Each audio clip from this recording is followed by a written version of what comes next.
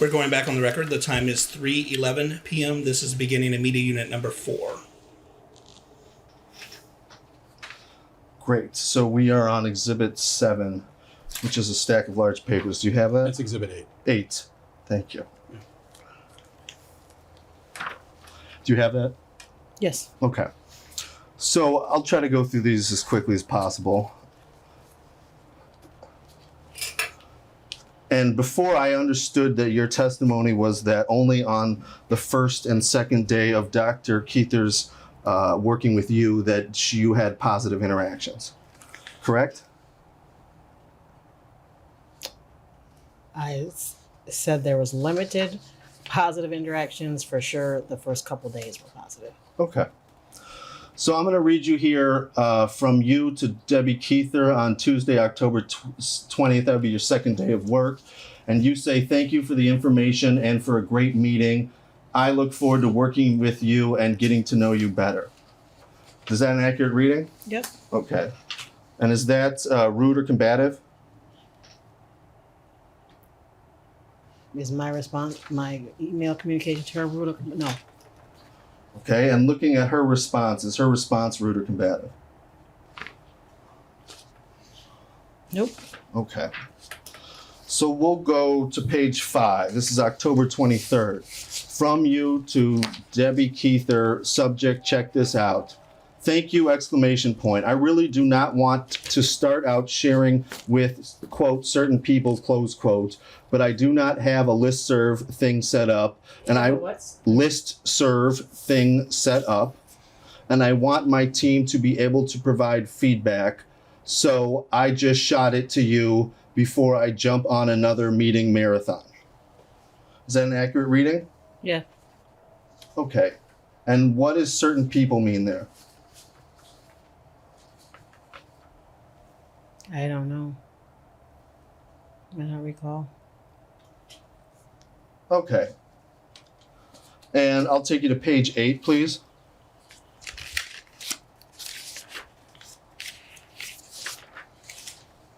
And this is an October 26th email from you to Dr. Keither, subject regarding PLI. That's Principal Leadership Institute. Is that right?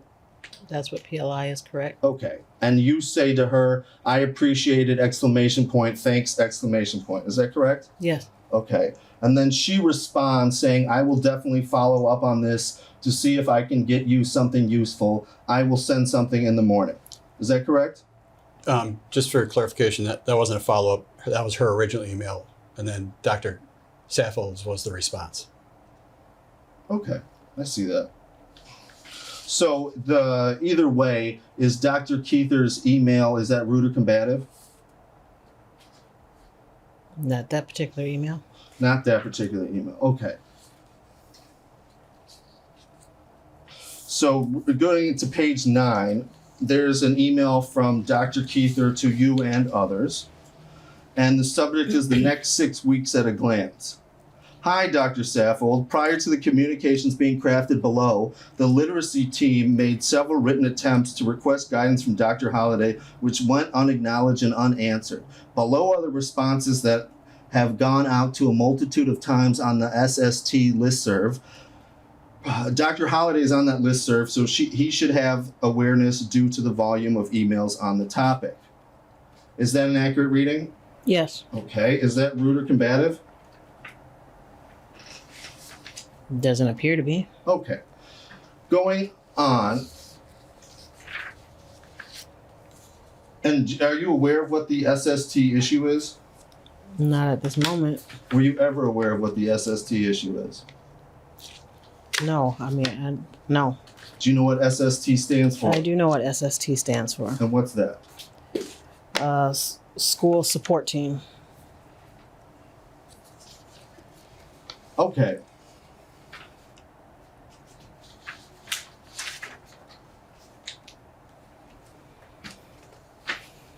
And here's one from November 6th of 2020. This is on page 16. This is an email from you to Dr. Keither with the subject FYI. saying, "Hello, Tanya and Debbie. I just wanted to take a moment to tell you how much I appreciated sitting in on your session today. It was both relevant and engaging, exclamation point. I really like witnessing androgyny principles at work in an effective way.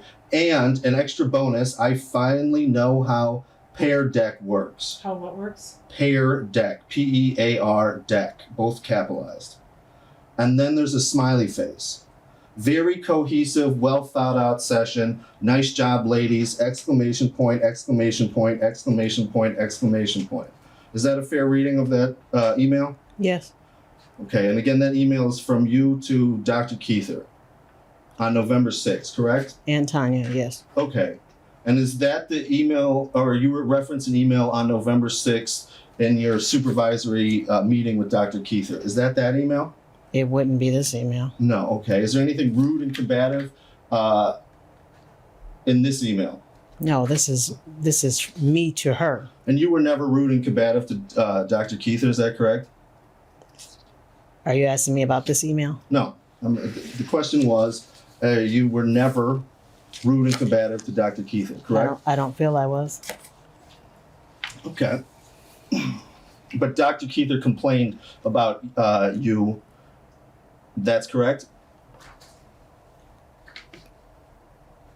I don't know if she complained about me. Okay. So here on page 17 is an email from Dr. Keither to you, referencing the McDougall-Littell Literature 2008 HMH follow-up. "Hi, Dr. Saffold. We will need to discuss what the next step should be related to the attached and below discussion. There has been ongoing discussion since the beginning of the calendar year and has gone unattended in terms of acknowledgement by senior level administration." Is that part accurate? Yes. And based on the context that we've read so far, who does senior level administration refer to?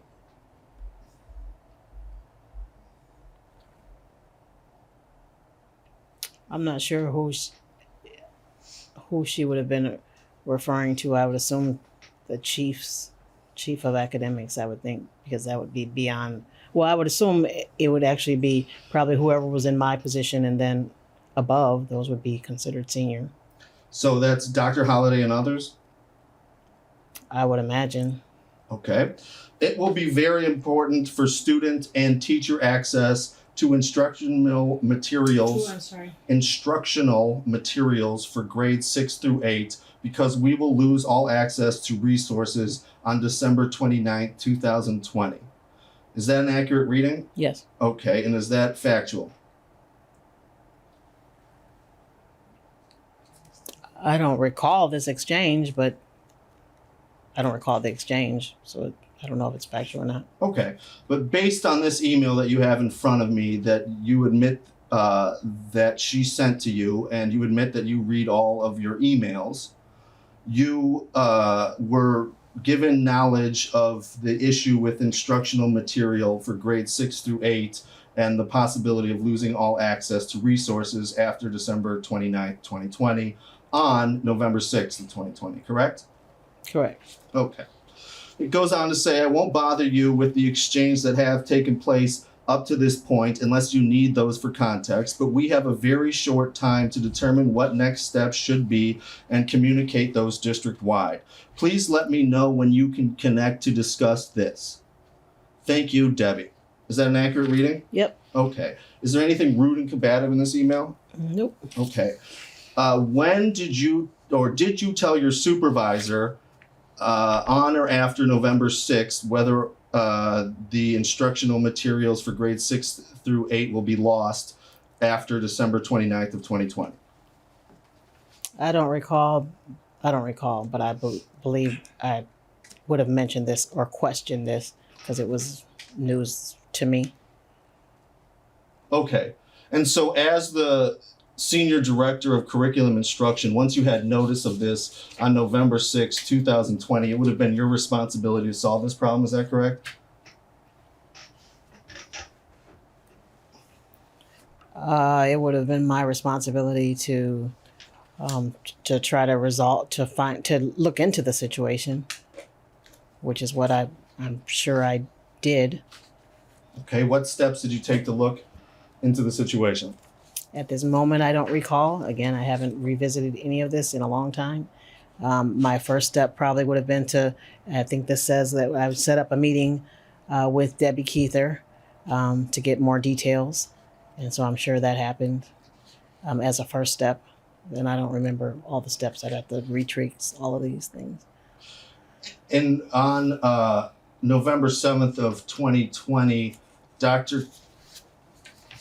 scratch that. On November 16th of 2020, Dr. Keither sent you, and this is on page 20, a email from her to Dr. Holliday from June 16th of 2020, explaining to Dr. Holliday that as of December 2020, the materials would no longer be available. Is that correct?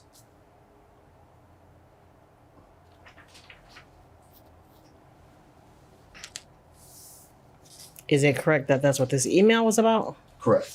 That's what it sounds like it's about. Okay, and you responded, wow, exclamation point, this context is very helpful, exclamation point, correct? Yes. Okay, was the context very helpful? It was helpful in understanding why, it was helpful in understanding Debbie's insistent on how things were in the past. Well, in fact, how things were in the past was that Debbie Keither alerted Dr. Holliday to this issue back in June, and Dr. Holliday took no action, correct? I don't know if that's what happened. So I was saying the context, because up until probably this email, there were no specific things about whatever this was that happened in the past. Okay, but you read all your emails, correct? And Correct. This email says, talks about Dr. Holliday and Dr. Holliday's refusal to push the curriculum material issue further, correct? That's what the email says, correct. Okay, so why didn't you follow up with Dr. Holliday about that issue? I'm not saying I did not follow up with Dr. Holliday with this issue. Did you follow up with Dr. Holliday about this issue? I'm sure I did. When did you follow up with I Dr. don't Holliday? know. Okay, what was the substance of your follow-up with Dr. Holliday? It would have been the context of this email, because that would have been my first knowledge of that. And so Okay. I probably brought it to him to ask him about that. When you say probably, does that indicate that you're not certain or something else? It means I, again, have just looked at this a few minutes ago. I haven't revisited any of these interactions or encounters, emails, exchange since December or whenever they were. So yes, I'm going to say probably that would have been my course of action to get the information and then to find out what we need to do going forward. Well, but you told Dr. Posley that Dr. Keither was preventing this curriculum update from happening. Isn't that correct? No, that's not correct. Okay. What did you tell Dr. Posley that Dr. Keither's involvement in the curriculum materials not being provided was? I'm going to object to the questions being asked and answered, but go ahead and answer again about your conversation with Dr. Posley. Okay, so we didn't go into detail about Debbie Keither's involvement with the curriculum. That exchange was about her unwillingness to help me to solve the problem. So you didn't mention curriculum at that during that exchange at all? I believe the email exchange that she and I had was around the curriculum. So you did talk to Dr. Posley about curriculum? I talked to Dr. Posley about whatever was in that email, which if you got stacks, it's probably in here somewhere. Whatever was in that email, that's what I talked to Dr. Posley about. Nothing more, nothing less. Okay, and you just said that in that email was discussion about curriculum, correct? I don't recall what actually was in the email. Do you recall what you just said? I recall what I said. Okay, can you repeat the previous question?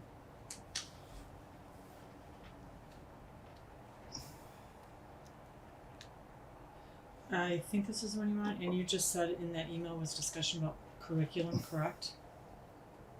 Can you please answer that question? I don't recall what was actually in the email that I shared with Dr. Posley. Whatever was in that email, that was the only thing we discussed. Okay, and you were shown that email today, correct? I don't know if I was shown that email today. I believe that I stated, I don't know if that was the email or not. So sitting here today, you can't tell us if this what email you showed Dr. Posley. Is that right? I definitely don't know what the email was. Okay, so you also would not know what the subject of the email is. Is that right? I know the subject of the email. It was something about me asking her a direct question about what we were going to do, about literacy. Okay. That was the original email that I shared with Dr. Posley. Let me point you to page 24 then. I'm sorry, page 25. And this is to you and Angela Ford on Wednesday, November 18th. And the subject is math and reading. Is that correct? Yes. Okay, and it says, I'm sorry, I don't have any information outside of your email. I tried to get something together while we are in this meeting with DPI today, and Angela is here as well. Thank you and good luck, Debbie. Is that an accurate reading? Yes. Is anything in this email rude or combative?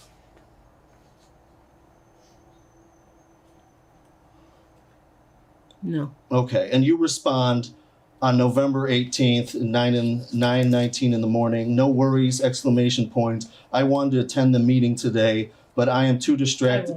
I don't know I where you are. wanted to attend the meeting today, excuse me, but I am too distracted having to jump out throughout the day for other meetings that I have to attend. I'll have to get filled in another time. Is that accurate? Yes. And the meeting we're talking about is the DPI meeting, right? At this time, I don't recall what the meeting was.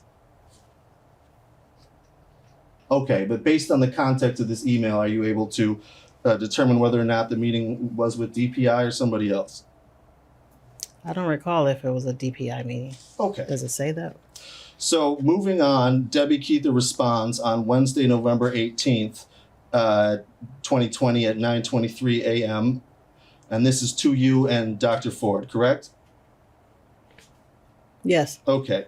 And she said, Dr. Keither says, totally understand. It is challenging to constantly be overbooked with so many constant requests and so little information and support. Thank you and keep us posted. We will be sure to update you on the WIDPI session today and tomorrow since you will be at the Big Five. Period, Debbie. Is that right? Yes. Okay. What is the WIDPI session?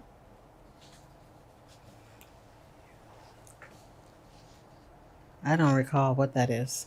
Do you know what the Big Five is? The Big Five is I don't know what that was, but the Big Five would be some literacy event that was with Kenosha, Racine, Green Bay, Milwaukee, Madison, I believe. There was a Okay. literacy event. So is the Big Five subjects or something else? Is it what? Is the Big Five refer to 5 subjects or does it refer to 5 other things? The 5 districts that I just mentioned. Okay. And WIDPI, do you know what that would refer to? Wisconsin DPI, I would imagine, but I don't know what session that was. Okay. But you are familiar enough with the Wisconsin Department of Public Instruction that you would recognize that to be a WIDPI means Wisconsin Department of Public Instruction. Is that right? I would assume that's what that is. Okay. So your response on November 18th of 2020 is thanks, exclamation point, exclamation point, exclamation point. Is that right? That looks correct. Okay. So referring to the 4 emails we just read, are any of the emails from Dr. Keither rude or combative? Not of the ones that you just pulled out. Okay. And I just want to be clear that we're now into November 18th of 2020, correct? The select emails that you picked from that time would be correct. Okay. So going back to your previous testimony that Dr. Keither only was rude and combative every time that she dealt with you except for on your first and second day of employment at MPS. Is that a correct statement or incorrect statement? I Sorry, didn't say that. Sorry, I'm going to object. I think that misstates her testimony. Go ahead and answer. Yeah, I didn't say that. That's not what I said. Okay, what did you say? I do recall saying when I first started, the first couple days were clearly she was positive or supportive, and I said I would like to think there were other times, but what the first couple days for sure. That's what I said. But the majority of my interaction was negative. Okay. And so you picked out a few emails that show some positive interaction. How do you know I picked out a few emails that show some positive interaction? Well, because from October 19th to whenever Debbie Keither left, that is the only way that she communicated with me. So there would be tons of other emails. When you say the only way, are you referring to emails or something else? I'm referring to emails. Okay. So if Debbie Keither was rude and combative to you, it would have been in an email. Is that right? Yes. Okay. So And the meetings, what meetings? the team meetings that we had on Mondays. What team? The CNI team. Okay. So moving on to page 26 here, this is another email chain. It takes place on November 18th again. And Debbie Keither says to you, "Hi, Dr. Saffold. These are great ideas because they are centered in service to the end user and create maximum impact for the student. Going to the meeting with the stance of listening to understand what the needs are instead of going there with things we will do unto them based on revised timelines and new ideas that were discussed at a meeting today. I hope a solution can be collaboratively obtained, and I am excited and hopeful to hear the outcome. I know C and I will have the associated work, so it will be important to begin planning as soon as possible to ensure the highest quality." Is that an accurate reading? It is. Okay, and what about that as rude or combative? I don't see that as rude and combative. Okay.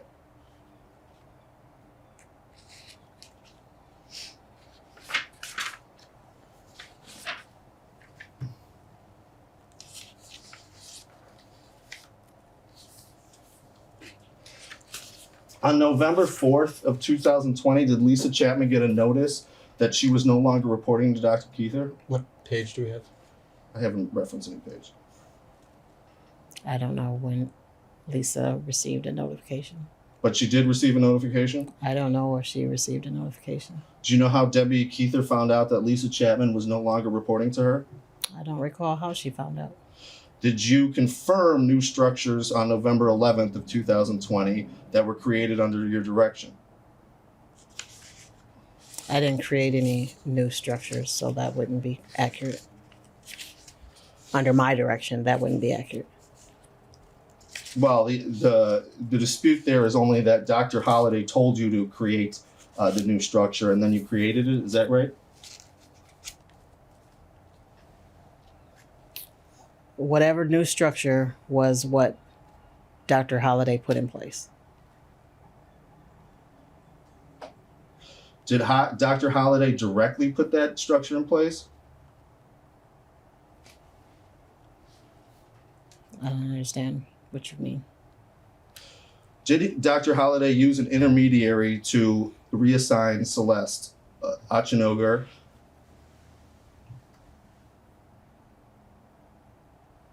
I'm still not sure what you mean. Do you understand what intermediary means? What I don't understand is what you're looking for me to say. Celeste actually informed both Debbie and I at the same time that there was a new structure in place.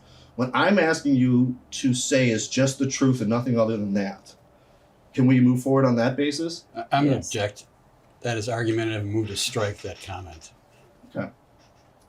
So on or about, well, let's put a scratch that. Did you ever call Celeste Ochinogar about Dr. Holliday's instructions to you to remove her from Dr. Keither's supervision?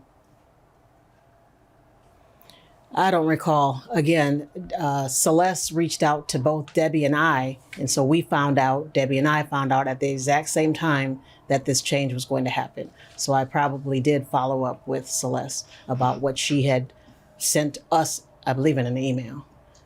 So you probably did call Celeste. I'm sure I did. Okay. And how do you know that Debbie Keither and Celeste found out at the same time? I'm not saying Debbie Keither and Celeste found out. I said Debbie and I found out at the same time because Celeste reached out to both of us and said that this new structure that she was now reporting to me. She communicated that information. So what I was saying was Debbie and I found out at the exact same time that the structure had changed. I appreciate that clarification. Did Celeste Ochinogor tell you who that directive was coming from? She did. And who was that? Dr. Holliday. Okay. And are you aware of whether any instructional coaches that reported to Dr. Keither were reassigned? I don't believe the coaches were reassigned. Okay. Did you ever become aware that Dr. Keither had been attempting to resolve the curriculum issues for literacy at any point?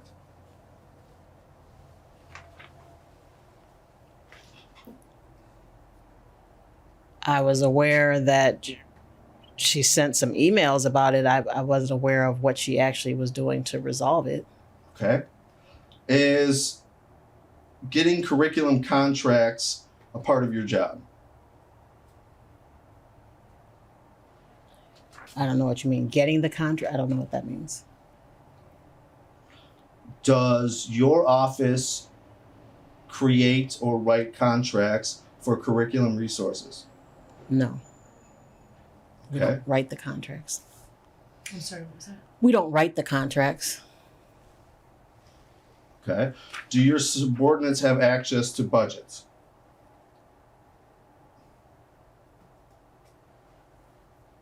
Yes. Okay. Can the C&I department spend any money without your approval? Some departments, it's structured very differently. Like, for example, the science department, they have, funding that they use that they don't get approval for their, like the science fair. That's money that comes, it's her budget that it comes like from the foundation or something. So no, I wouldn't approve those. Okay, but other than that money that comes from some other specific budget, do you approve all the other monies? I approve things that come to me for signature. So I'm not sure everything doesn't come to me for signature. Okay, so and including the things that come in to you for signature are the contracts in that set of things. Check the forum questions, broad and vague. Go ahead and answer if you can. Yeah, again, I'm not sure how to answer that because we don't develop the contracts. Procurement creates the contracts. Is there a connection between your attorney saying objection to form and you're saying that you don't know how to answer the question? No. Okay. I said it from the beginning, we don't write the contracts. And so it sounds like we were asking the same question back and forth, so I'm not sure how to answer the question. CNI does not write contracts. Okay, so what kind of things that are put in front of you to sign do you sign? Exception to bids. I might do an exception to bid. Is that the only things that you sign? I mean, are you talking about for finances? You tell me. I mean, I sign people to have time off. Okay. I don't know what else do I sign? I don't know. For bills to be paid, Okay. invoices. How does procurement know what to put in a contract? From the exception to bid. So the curriculum specialist would put together, what the service is, If it's a specific service, they'll need to attach a sole source letter. So we would provide all of that information, and then procurement would do a professional contract. So it's fair to say that the contracts that procurement writes are based on exceptions to bid that you sign. Is that correct? Some of the contracts that they do are based on exception to bids that I sign, Okay. or request for there's a request for proposal process as well. But again, we don't create those contracts. Okay, but what, you don't actually write the contracts, but you provide all the terms for the contracts or something else? We provide the information for the service. What's the need for the service, and things of that nature. But then there's a whole nother department that looks at the dates and all of the other things. I don't do all of that. That's what procurement does to validate the contract, and they create the contract. We, when I get the exception to bid, I'm looking to see, is there a budget for the exception to bid? Is the service outlined? And what is the service for? Okay, so when you sign an exception to bid, is that the same way as when you sign off on a Friday or Thursday update? Or is that different? Check the form. Broad and vague. Go ahead and answer if you can. I don't know what you mean. Is it the same? Well, you're signing off on a Thursday update, and you're signing off on exceptions to bid. Do both of those signatures indicate responsibility and review of the documents? Same objection, broad and vague. Go ahead and answer if you can. Whatever I sign off on, I do have to review it. Okay. Did Keith Posley ever tell you things in your meetings that you should email to Dr. Keither? No. Did Keith Posley discuss with you about canceling the Martin Luther King speech contest? No. Did Keith Posley ever email with you about canceling the Martin Luther King speech contest? No. Did he have any communications with you of any kind about canceling the Martin Luther King Day speech contest? No, he did not. Okay. And that has been blown out of proportion. What he asked was, what was the enrollment like for the Martin Luther King Day conference since we went virtual? And I asked Debbie about the enrollment numbers, and she immediately went to him canceling, and that's just gone viral. He never talked about canceling it. He asked about the enrollment. Okay, and when you say gone viral, have you seen that information somewhere else? No, but I've heard it being asked of me several times. Okay, who asked you? I don't remember who all asked me. I think it was in her complaint against me. That was one of the complaints. I don't know. I've heard it come up before. I've heard it from the other literacy people asking me. The ELA specialist said, "I can't believe Dr. Posley wants to cancel." And I said, "Where are you guys getting that from?" He never talked about canceling. And so, yes, I've heard that come up, that he never had that conversation with me. So it's fair to say that you heard that, or you obtained that information from both Dr. Keither's complaint and Dr. Keither's former coworkers. Is that right? That would be correct. Okay. From her complaint against me.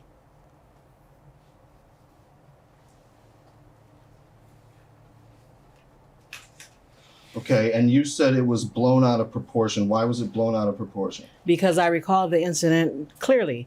He did ask me during one of those Monday meetings, that was one of the questions he asked about the writing contest and what was the enrollment like, because we had switched to doing it virtually. And so I did ask, after that meeting, I asked Debbie what was the enrollment like, and she just somehow shared that information with folks that he was going to cancel it. Okay, and it was the only information that Dr. Posley provided to you was the question, what is the enrollment like? He asked about the numbers. And nothing else. Were the numbers still high? Something to that effect. But he never mentioned canceling it if they were low, canceling it if they were high. Canceling never was part of the equation. He just asked what were the numbers like for the Martin Luther King writing contest. And what was your response to Dr. Posley? I talked to Debbie Keither and I got the numbers. And then I knew that it was relayed inaccurately because then the other ELA specialist gave me additional information about the writing contest and to let me know that it shouldn't be canceled. And I'm thinking, why is everybody thinking it should be canceled? That wasn't the purpose. So once I got the numbers, I did report to Dr. Posley that the numbers were still good. Okay, and as your experience as an MPS teacher, did you participate in the Martin Luther King Day speech contest? I don't recall. Okay.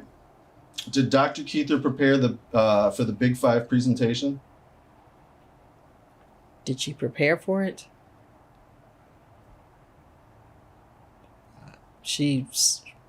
I don't recall. That was where we began to have some conflict because I needed her to help prepare for it.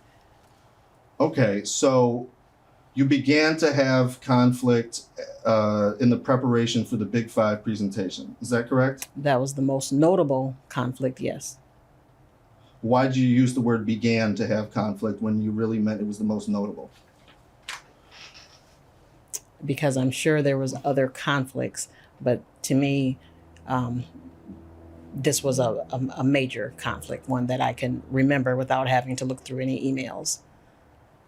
So it's Okay. notable. So are there any other big conflicts that you can remember other than the getting ready for the Big Five presentation?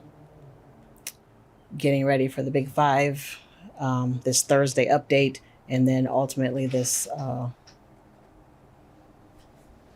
curriculum ending would be the major ones. Okay, and so the Thursday update, to be clear, you approved something that was inaccurate, and Debbie Keither brought that to your attention.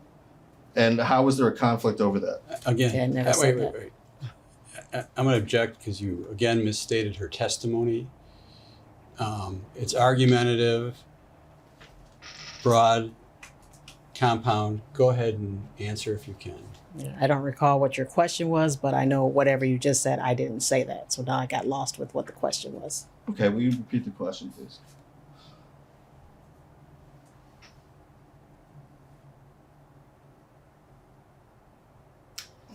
Okay, so the Thursday update, to be clear, you approved something that was inaccurate and Debbie Keither brought that to your attention. And how was there conflict over that? I didn't. Again, same objections. I didn't say that I approved a Thursday update and that it was inaccurate, so that didn't happen. But there was conflict about it. That's why I sent the team out the email to clarify what I did, which was I did not change the plan. And the other major one, which I didn't say, would have been that meeting where I ended up writing the supervisory letter. So those are the major conflicts. I'm sorry, so now you remember a fourth one, is that right? I don't know how many I just rattled off to you. Okay. So you only remember three, but now you remember four. That's true? I don't know how many I remember. I remember the ones that I just said. I can repeat those if you'd like me to. No, okay. So with the Thursday meeting again, you approved the Thursday update to go out, and the information on that was inaccurate. Isn't that right? I did not say that. Again, I'm going to object. Misstates her testimony. It's argumentative, compound. Go ahead and answer. Yeah, I didn't say that. Okay, what was accurate about the information that went out on the Thursday update? I don't know who approved the Thursday update. All I know is that it was brought to my attention that there was inaccurate information in the Thursday update. And do you believe that somebody other than you approved the Thursday update? I don't recall who approved the Thursday update. Okay, during the Thursday update, was anybody but you the Senior Director of Curriculum and Instruction? Say that again? When the Thursday update went out, was anybody besides you the Senior Director of Curriculum and Instruction? There was no one else that was the Senior Director of Curriculum Instruction, but I'm not the only person that does the Thursday updates. And because there was a confusion, I'm assuming that did not come from any of my direct reports or me. But you don't have any recollection, correct? I don't recall that, no. Okay. I recall setting the record straight that I did not change course of action with the team. Is changing course of action the same thing as updating incorrect information or something else?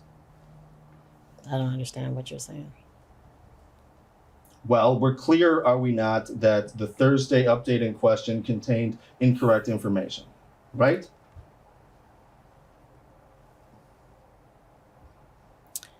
The Thursday update in question apparently had incorrect information. And when I was brought aware of that, I sent out a message to the team letting them know that our website had what I agreed on. I didn't know that the Thursday update had incorrect information. And So the- I don't think I approved that. Excuse me. And the Thursday update in, well, put it another way. You don't know whether or not you approved the Thursday update because you don't have any recollection of doing that, correct? I don't think I approved the Thursday update because if the information was inaccurate, it doesn't make sense that someone on my team would have written it. I didn't write the Thursday up. I don't typically write Thursday updates. Actually, I don't think I've ever written a Thursday update. The curriculum team would write a Thursday update and they get approval from me. So because it was so different than what we talked about, I don't think that came from one of my team members. And who else besides you can authorize a Thursday report or Thursday update? Dr. Holliday can write Thursday updates for the Office of Academics. Okay, and how about the Office of Curriculum Instruction? I don't know what that means. Is the Office of Academics the same thing as Curriculum Instruction or something else? The Office of Curriculum Instruction includes the Office of Academics. Okay, so was this Thursday update regarding the Office of Academics or Curriculum Instruction? I don't understand your question. What don't you understand about my question? I don't know what you're asking me.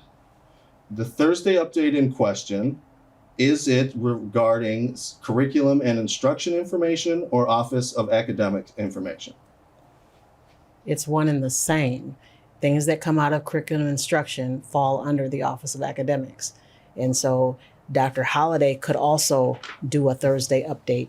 And because this at a glance was something that happened prior to me being there, he may have, or someone may have assumed that that we meant that it was going to continue, but it was supposed to say, just like it said on the website, that it would not continue. Okay, and the issue came up in December, at the end of December of 2020, correct? I don't know when it came up. Okay, and December of 2020 would have been 3 months into your employment, correct? That would have been, Okay.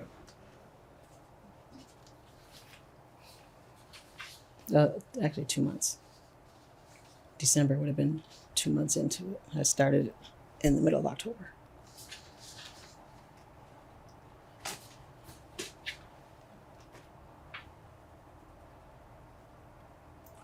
Okay, I'm going to point you to page 36. This is an email from you to a bunch of curriculum and instruction people, correct? Well, I gotta get there.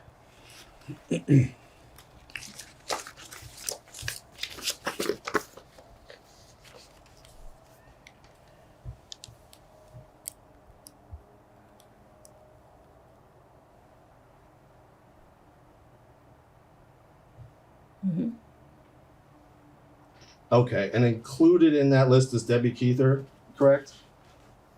Yes. Okay. And the subject is deliverables / wins. Good morning, team. In hindsight, Deliverables / what? wins, WINS.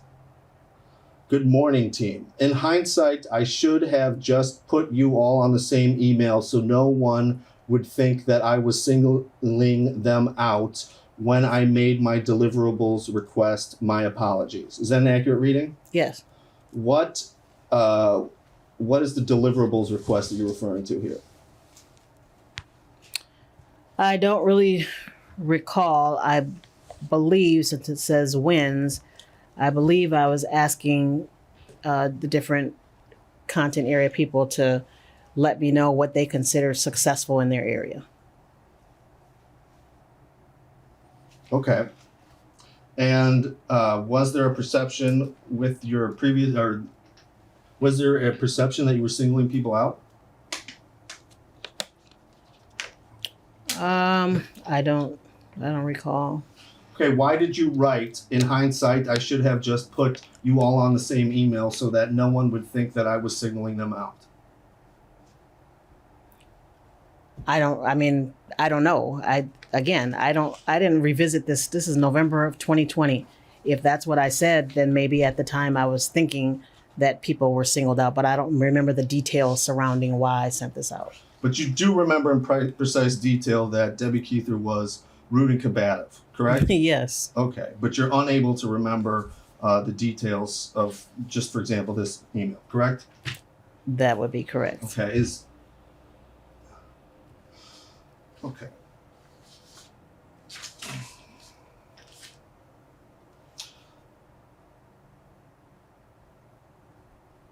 Now let's look at page 40. And this is an email for Dr. Keither to Randall Olson, is that right?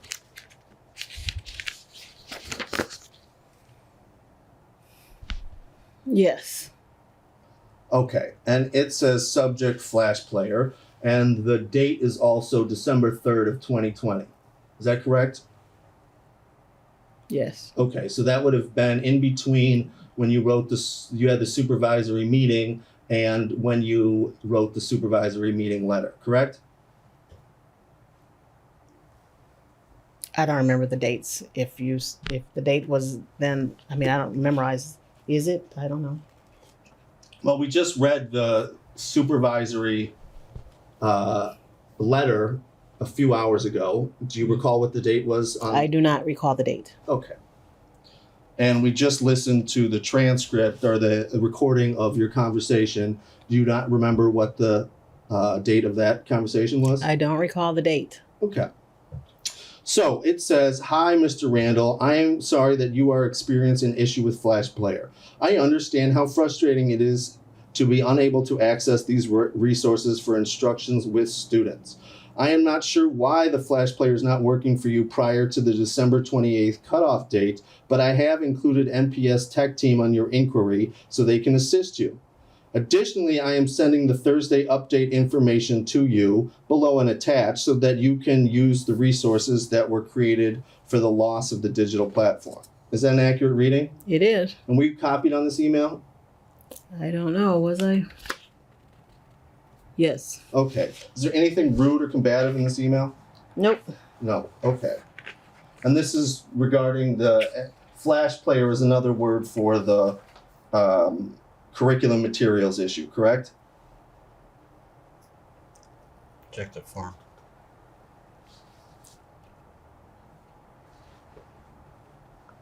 I'm not sure. The flash period. I'm not sure. Okay. Well, do you have any reason to believe that the issue with the Flash Player does not refer to, especially when saying the prior to the December 28th cutoff date, does not refer to the curriculum materials issue? I believe the flash player has something to do with viewing the curriculum, but I'm not certain how that works. Okay. Let's keep going and read this December 3rd letter from, I believe it's Randall Olson. Where are you? This is page 41 at the top. "You had 1 year to fix the problem of having no Flash Player. Now my students go into Clever and enter Think Into where? Clever, Clever, and enter Think Central and can no longer access their resources. I also give the test online as well. Is that now disrupted? ? The planning of this really lacks foresight and care for what teachers do. How do you expect me to teach when in the middle of the year you have taken my access away from my students? You should lose your job for this. Randall Olson." Is that an accurate reading? It is. Okay. And again, you were ultimately responsible for the lack of foresight and care? Check the form of the question. Broad and vague. Go ahead and answer if you can. Yeah, I'm not sure how to answer that. I was not responsible for things that happened before I got there. Okay. And the date of this letter is December 3rd. So you were there at that time, correct? Correct. Okay. So, and you were the senior director of CNI on December 3rd of 2020, correct? Correct. Okay. So, should you have lost your job for failing to have provided access to the curriculum resources? Check the form, question, argumentative. Go ahead and answer it. Should I have lost my job? No. Why not? I don't understand. I don't even understand where you're going. There's people in place that work on the day-to-day operations, and so at this time, I'm not sure what was even communicated around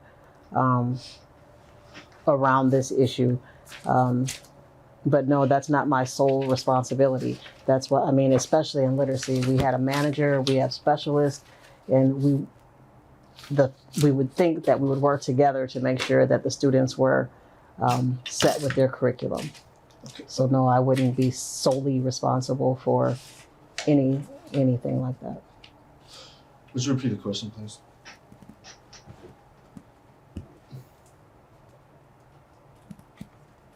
So should you have lost your job for failing to have provided access to the curriculum resources? No. Okay. Should you have been transferred to Washington High School for your failure to provide the educational resources? Check the form, questions, argumentative. Go ahead. Okay. I don't understand that. What don't you understand about that? You're asking me, should I be transferred to Washington High School? Correct. And to be clear, should you have been transferred to Washington High School for your failure to provide the flash player, fix the flash player issue, or in other words, provide the reading material resources required for the curriculum plan? Check the form, questions, broad, vague, compound, also argumentative. Go ahead and answer if you can. Yeah, I'm not sure how to answer that. Why are you unsure how to answer that? Because I don't understand the question. So should I be transferred to Washington High School? Like, I don't. Well, should you have been disciplined for your failure to provide fix the flash player issue prior to December 28th of 2020? I'm objecting to the form of the question. One, it's argumentative. Two, there's enough foundation that she had an obligation to fix the flash player. And three, compound. Go ahead and answer if you can. I'm not sure how to answer that. Why are you unsure how to answer that? Because with the information that you're sharing with me or the question that you're asking, I don't see the connection for how that. I'm not following your question, I guess. Okay. Well, can you just answer the question? Not if I don't understand it. Okay. So, to go over some things we've already gone over, you're the supervisor, to be clear, the senior director of curriculum and instruction. That would be correct. Okay, and so that is the ultimate head of curriculum and instruction, correct? Correct. Okay. So any failures of the curriculum and instruction department are ultimately your failures, correct? Check the form of the question. Broad and vague, also argumentative. Go ahead and answer if you can. I'm not sure how to answer that. Well, you could begin by telling the truth. Again, move to strike it. She's been telling the truth. That's just a ridiculous statement at this point in time. And insulting and harassing. Okay, and so you don't understand how to answer the question? Is that right? That is correct. Okay, and why don't you understand how to answer the question? Because I don't know what you're asking me about a hypothetical. If I were to do something, like I don't understand the question. There's no hypothetical here. We are clear that at the end of December of 2020, the flash player was no longer going to work, and the students and teachers were not going to have access to the curriculum, the reading curriculum materials. Correct? That sounds correct. Okay, and we've also established, and you've admitted that you are the ultimate supervisor of the curriculum and instruction department, correct? That is correct. Okay, so any failure of the curriculum and instruction department to provide curriculum materials to students and teachers would ultimately be your failure, correct? Check the form of the question. Argumentative, broad, vague, asked and answered. Go ahead and answer if you can. So again, I'm still not sure how to answer that question, but I would say my failure would be if I wouldn't try to resolve the issue.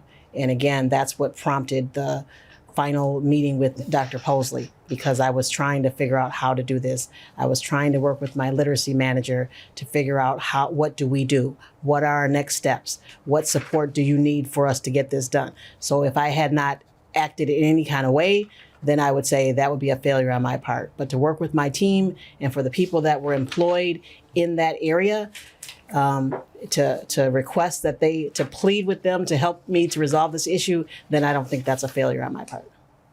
Okay, and so you met with, or the email that you met with Dr. Posley happened on December 29th, correct? I don't know when the email happened.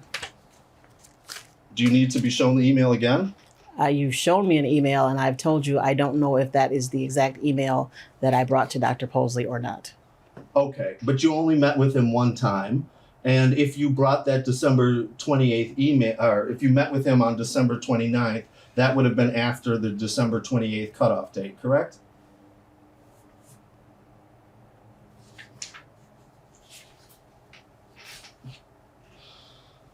Say that again. December 29th is after December 28th, correct? That part is correct. Okay. And so the cutoff date for Flash Player is also December 28th, correct? I don't recall when the last day was. Okay. And the December 29th email that you don't recall showing to Dr. Posley, that would have occurred after December 28th, correct? If that's the timeline. So at that point, the access to the curriculum, reading curriculum materials would have been cut off, correct? I believe the access was cut off at the end of the year, Okay, but I'm not sure. but you're not sure. I Nope, got it. I'm not sure. So, and you were aware of the issue at least the beginning of November of 2020, correct? We object to the form of the questions. Broad, vague, what issue? Do you not know what issue we're talking about? At this moment, I don't. Okay, so you were made aware of the Flash Player / reading material curriculum non-access issue in at least the beginning of November of 2020, correct? I don't know. Is that in an email or is that? I don't know what you're referring to. Okay, we'll go simpler than that. You were made aware of the Flash Player / curriculum reading material access issue prior to your meeting with Dr. Posley, correct? Correct. Okay. And the end of life happened before your meeting with Dr. Posley, correct? I don't know when the end of life happened. Okay. What steps did you take between your meeting with Dr. Posley and the end of the year to fix the curriculum issue? Say that again. What steps did you take between your meeting with Dr. Posley and the end of the year to fix the Flash Player / reading curriculum materials issue? I believe that's when I began meeting with the literacy team that I thought could help. Up until then, I believe it was my sincere thought that Debbie Keither was working on this issue because that is what she was saying nobody would listen to her about. So I assumed that the literacy manager was working on it. When it became clear that she wasn't, or she wasn't going to share with me the plan, then I met with Tanya Evans and Nunciata Buck, the other literacy people who I felt would offer some assistance. So you met with Dr. Keither's subordinates after you talked with Dr. Posley, but you did not meet with Dr. Keither. Is that accurate? That is probably accurate. I was getting nowhere with Debbie Keither. So, yeah. So I went another route again because I did think it was my responsibility to make sure that we had something in place. Okay, and how did the issue ultimately get fixed? Again, I don't recall all the details. I do believe that we were able to get some kind of extension or something. I do know that our kids did not suffer without being without a curriculum. What the details surrounding that are, I don't recall at this moment. That we were able to get them some resources to continue with curriculum. Like, for example, by purchasing curriculum materials? I don't recall at this moment what we did, but there wasn't what I was most afraid of, the kids being without a curriculum. That did not happen. There was never a time when the kids were without a curriculum. Not that I recall.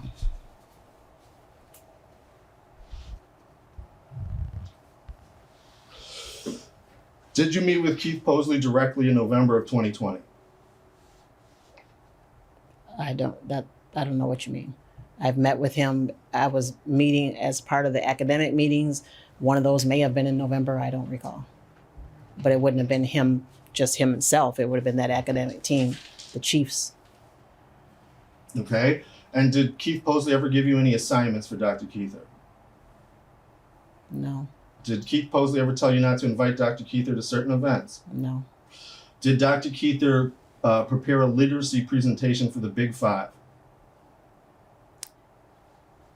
And that's where I know she was going to help me, but I don't know if she finished. I know Celeste O'Connor ended up helping me. Celeste. O'Connor.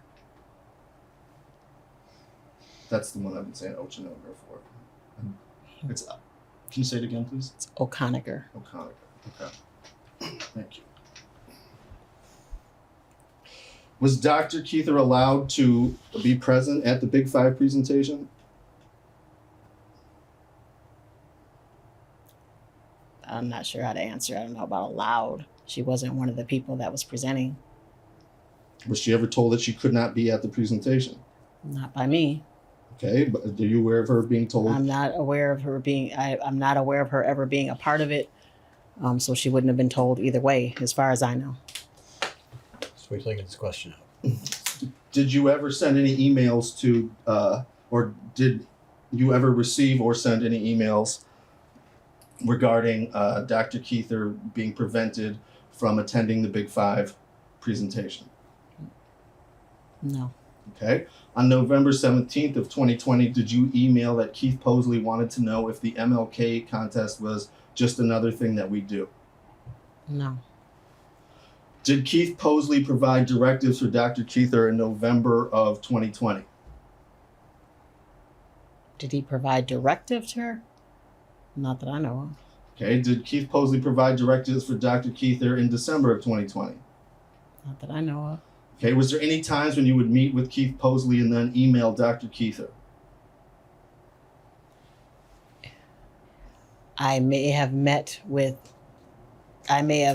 So during those Monday meetings, which were academic meetings about PLI or whatever academics, if there were things coming out of there, for example, what is the enrollment like for the Martin Luther King contest, I would have come back and asked Debbie Keither that information, as well as any other thing that he would have asked about academics. I would ask the appropriate content area specialists for the information.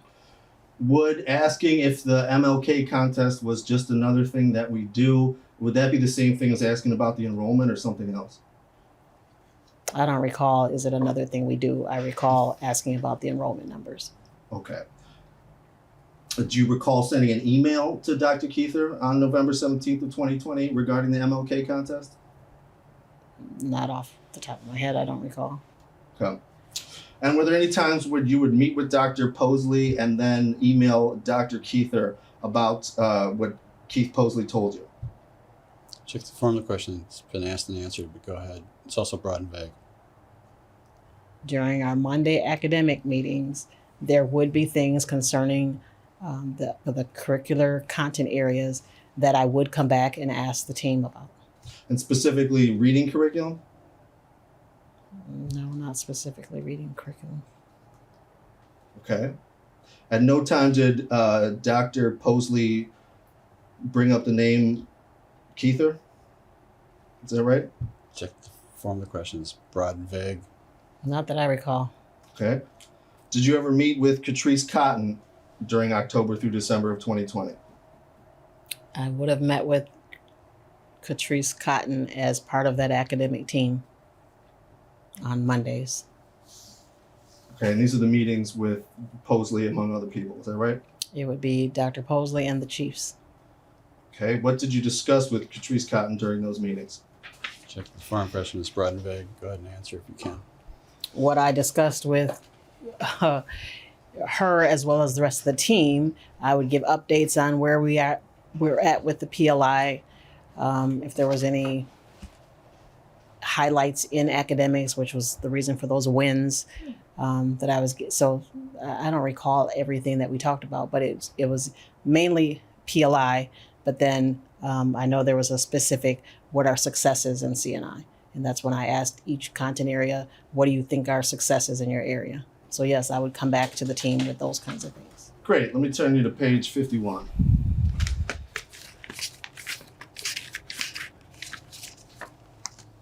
So is this an email you sent out to Lisa Chapman, among other people? To Lisa Chapman? Page 51, yes. Well, this is the same email that I sent to all of the people that you could see copied. I must have missed Lisa. I'm assuming I missed Lisa on the original email that went out to the rest of the team. So I asked her individually, but this would be the same thing that I asked everybody. Okay, and so this is a Tuesday, presumably after a Monday meeting, and it says Dr. Posley wants an update on things going well in all departments. The more the better. I know Mr. Anderson is sharing successful onboarding virtually as Sharing what was that? successful onboarding virtually as an example. Is that an accurate reading? Yes. Is that an accurate statement? Yes. Okay. I'll turn to page 52. There is an email on that page from Debbie Keither to you from November 6th of 2020. Is that right? Yes. Okay. And it says, "Hi, Dr. Saffold. We will need to discuss the next steps, what the next steps should be related to the attached and below discussions. This has been an ongoing issue since the beginning of this calendar year and has gone unattended in terms of acknowledgement by senior level administration." Is that all right? What do you mean, is it right? Is that an accurate reading? It's an accurate reading. And is that an accurate statement? I don't know. But is it fair to say, based on this statement, that as of November 6th, you were aware of the Flash player / instructional materials issue? I don't know if Flash player was part of this exchange or not. Okay. Is there anything rude or argumentative in this discussion? No. No. Okay.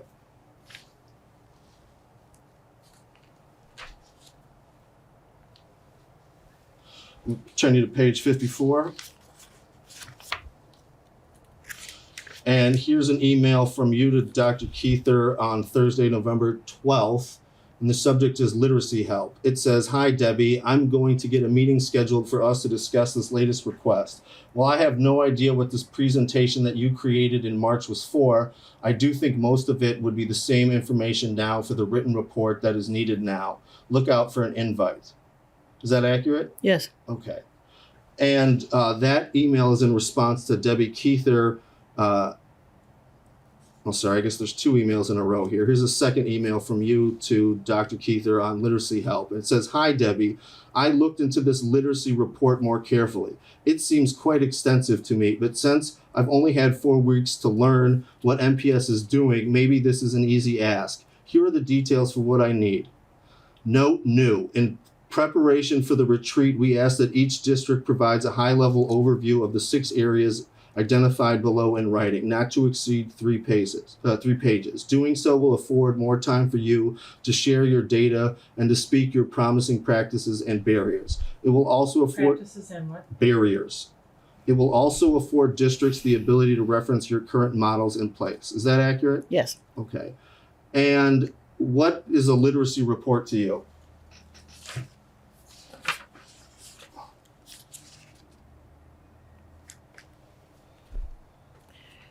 I don't recall what this is. It was a report talking about our literacy plan, what we were doing around literacy. Okay, so it's fair to say that Dr. Keither provided you with a literacy plan in at least November 12th of 2020, correct? I don't know if she did provide it. I think I was asking for it. I don't know if she actually provided it unless you have something that says she actually gave it to me. So you don't have any recollection of whether she gave it to you or not? I don't recall. I know Celeste ended up working with me on the presentation. Okay. Again, that's where contention started because she didn't want to do this. Who didn't want to do this? Debbie Keither did not want to do this. Okay. Now, whether she did or not in the end, I don't recall.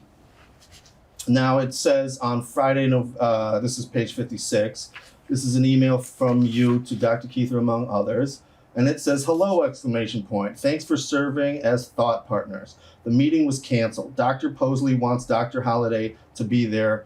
Is that accurate? Yes. Okay, and is that an accurate statement of the facts? Yes, I don't know what meeting this was but yeah, I sent an email saying that the meeting was canceled. Yes, I did do that. And how did you know that Dr. Posley wanted Dr. Holliday to be there?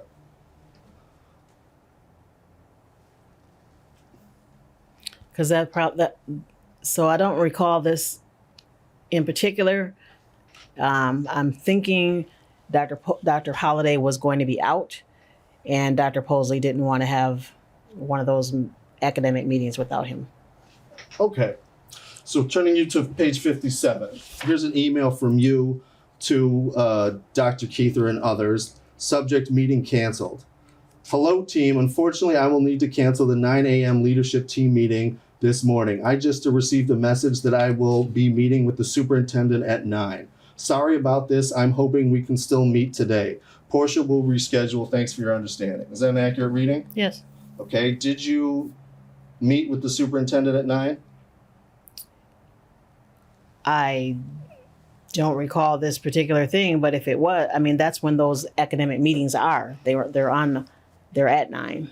But it doesn't say you were meeting. Excuse me. Are you finished? Yes. Okay. It doesn't say you were meeting with the superintendent and others. It just says I will be meeting with the superintendent at 9. Isn't that right? That's what it says, but Okay. I never met with the superintendent by myself. It was at those academic meetings, and sometimes I'd be asked to present if he had questions about the PLI or something like that. So I didn't say others, but it definitely would have been a meeting with the other chiefs. And Dr. Holliday probably wasn't there. How do you know that? How do I know what? How do you know that it definitely would have been a meeting with the other chiefs? Because those are the only meetings that I have with the superintendent, other than the one where I was sending out the alarm about the curriculum. Okay, and it says, I just received a message. Who would that message have been from? I don't know at this point. Probably from either this is a whole different meeting. So this is probably from Dr. Holliday or from, more than likely it was from Dr. Holliday at this time. How would that message have been communicated to you? I don't know. He would have just told me that I'm needed at the meeting. He may have texted me, he may have emailed me, he may have called me. I don't know. But Okay. Page 58, please. Here is an email from you on Tuesday, November 17th to Debbie Keither, and the subject is questions, correct? yes, Okay, and you testified several times that you only met with Dr. Posley except for that one time on Mondays, correct?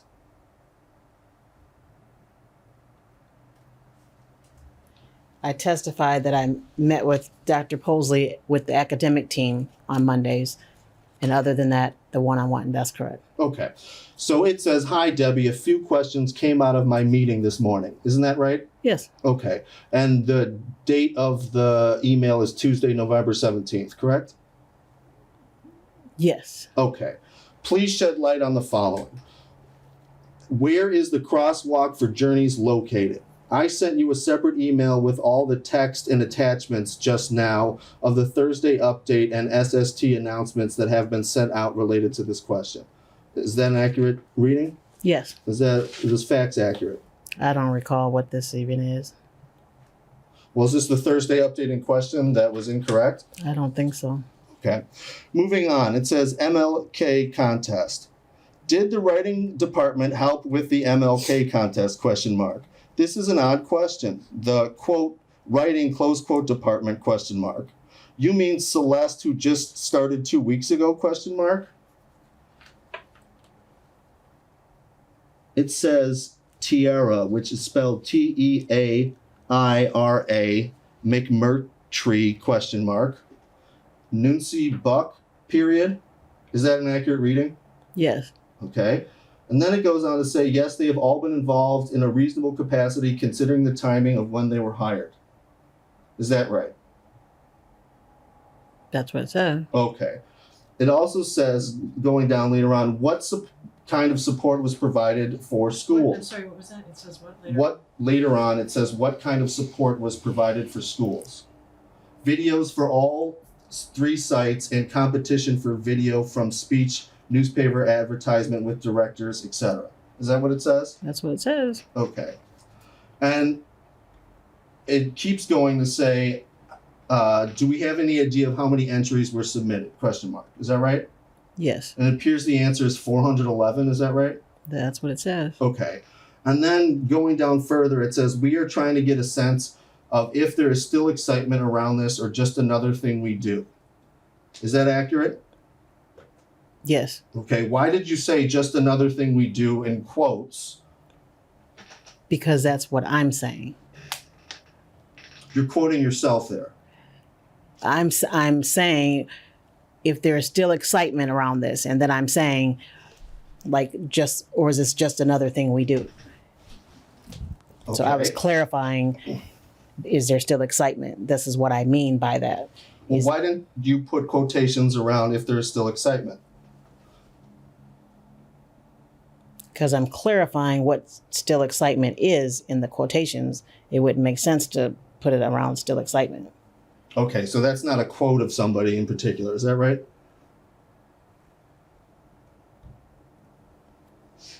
Well, it is my quote, but that's what I'm doing. I'm clarifying still excitement. So you're the author of the statement. I'm the author, yes. Okay, so when it says, is the MLK contest just another thing we do, that's just coming from you, is that right? That's correct. Okay. And then it goes on to say, that is at the discretion of the superintendent. Is that right? No, that's what Debbie is replying to me, yes. Okay, and we can tell that because it's in bold? Correct. All of her responses are in bold. Okay. And then it says the literacy department, quote, inherited, close quote, the citywide celebration as a directive. Returns on investment would be up to the superintendent, and the MPS internal team would follow any directive related to this request from him. Is that right? That's Request correct. From what? From him. Okay. Is there anything rude or combative in this email? There's nothing rude or combative. This is the start of not just getting a direct answer. But I wouldn't call it rude or combative. Like, did the writing department help with the MLK contest? She's Tiara McKeer, like that person wasn't even there when I came. So it's those kind of responses, like what that it's not rude, it's just a different way of responding. Okay. Did you email Dr. Keither to thank her for her support on November 19th of 2020? I don't know. Okay. Did you include this email exchange in your supervisory meeting with Dr. Keither? Did I include what exchange? Well, let's read it. Page 62.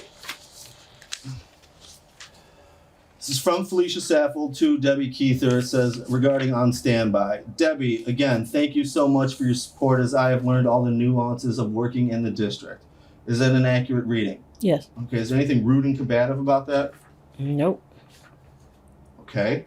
And is this the email that you referred to in your supervisory discussion with Dr. Keither? No, Okay, and there's some other email that you're referring to. Is that right? there has to be because this isn't rude or combative. Okay. Have you provided that email to anybody? I don't recall. Where would that email be saved? I don't know if it's saved. If the district keeps your emails, I don't know. I wouldn't have saved it. I may actually, well, no, I don't know. Have you deleted that email? I doubt if I would have deleted it. Do you have any certain knowledge whether you deleted it or not? I don't. Okay. Did Dr. Keither provide you with any curriculum plans after you requested them?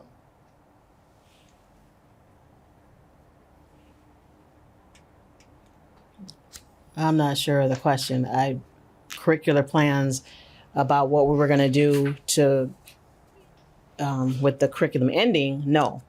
But curriculum plans in general, yes. When we were doing the at a glance guide, she provided those. Okay. Did you ever ask her to provide a curriculum for reading and to present it to you the next day? No. Okay. Let me turn you to page 64. Okay, it says on Friday, November 20th, it's you two, Dr. Keither, says grades 6 through 8 unit overviews for class zones. Is that right? Class what? Zone. Class zone, all one word. And it keeps on saying, based on what you have shared with me, I think this is all we can do at this point. Thanks for coming up with a plan, exclamation point. Is that right? That's what it says. Okay, and did she provide you with a plan?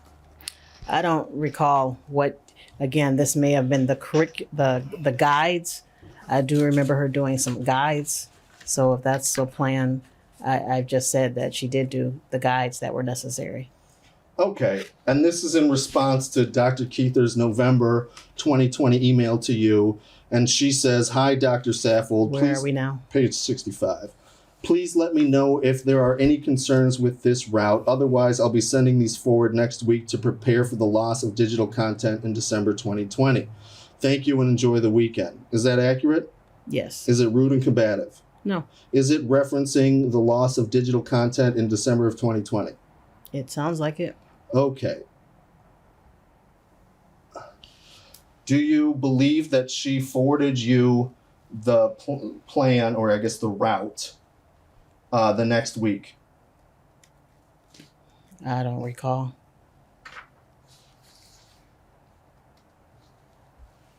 But you do recall that there was no plan in place at the end of December 2020, correct? No, I didn't. I don't recall about a plan in place. What I was referring to not being in place is the actual curriculum. The the instructional guides that the specialists create is something totally different. Okay. Did you email on to Debbie Keither on December 2nd of 2020 stating that the supervisory meeting with her was non-disciplinary? I don't recall that. That it's now disciplinary? Non-disciplinary. I don't recall. Did you email Dr. Keither stating that you would not provide an agenda for the meeting in advance? I don't recall. Did anybody tell you to write that the meeting on December 2nd was non-disciplinary? I don't understand that question. I'm sorry? I don't understand that question. Okay, I'll be happy to repeat it. Did anybody tell you to write that the meeting on December 2nd was non-disciplinary? No. I'm not sure. What I said before is Elizabeth Fergoli gave me guidance on how to write it. From my perspective, it's not disciplinary because it was just in my file. But I think it's a bigger part of the disciplinary progression plan. So I'm kind of confused what you're asking. I guess technically it's a form of the discipline progression, but does that supervisory letter, is it disciplinary? I don't think so. Okay, let's look at page 70. And you wrote, okay. at the bottom there is an email from you going on to page 71 to Dr. Keither, subject supervisory meeting. It says, "Hi Debbie, it looks like you might be available this afternoon at 3. I would like to schedule a supervisory meeting with you. This is not disciplinary. Please look out for an invite. Thanks." Is that accurate? Yes. Is that an accurate statement? Yes. Was the meeting non-disciplinary? Again, I just explained, I don't think it's disciplinary because it's just something that goes in my file. Okay, and at the bottom of the December 4th letter, does it say that if you continue to do these acts, future discipline may result, including up to termination? Correct. Okay. Then is it true that on December 2nd, 2020 at 9:55 a.m., Dr. Keither emailed you regarding a supervisory meeting? Are you reading something? I sure am. Where? "Hi, Dr. Saffold. Where should I go? Page 70, please. Can you provide an agenda, question mark? And I will have Gary join us for the meeting to serve as a note taker on the agenda you provide. Thank you, Debbie." Is that an accurate reading? Yes. So it's true to say that she asked you for agenda. Is that right? Yes. Okay, do you know who Gary is? Jerry. Jerry. Do you know who that person is? I do. Who is that person? She was the clerical that supported the literacy department. Okay, and did that cause you to invite Portia Diggins to the meeting? I don't think that didn't cause me to invite Portia. No. Okay. So on December 2nd at 10:03 a.m., Dr. Keither followed up and said, "Hi, Dr. Saffold." Where are we at, please? We're on 69. "Hi, Dr. Saffold. I just spoke to Jerry, and she stated that she does not have, quote, emotional energy, close quote, to be involved in this type of experience due to past experiences." Did I read that right? Yes. Okay. "If I am unable to find a third person to be in attendance, we may have to reschedule for a time when I am able to obtain a representative to be part of the meeting. Please feel free to send the agenda in the meantime so I have awareness of what you are intending to meet about. Since you informed me the one-on-one was canceled yesterday only after I sent you my one-on-one form to you in advance per protocol, I am curious of your purpose. Thank you, Debbie." Is that accurate reading? It is. Okay. And do you recall this conversation? I don't. Okay. And is it true that later that day at 11:27 a.m., you wrote to Dr. Keither, "Hi, Debbie, I will not be providing an agenda. This will be a supervisory meeting that is non-disciplinary. If you are not able to meet at 3 today, you can reschedule for tomorrow at 10 or 3 additional times that seem to be available. Thank you!" Exclamation point. Is that an accurate reading? For the most part, switch some words, but yeah. Okay. And any of the emails that Dr. Keither sent you, was she being rude or combative? Not in these, no. No. Okay. And why did you say the meeting was non-disciplinary if you wrote at the end of that the letter that if she continued in this course of action, she could be terminated? I'm going to check the I formal don't- question that's been asked and answered on a number of occasions, but go ahead and answer again. I don't have the letter in front of me, but I think it talks about future.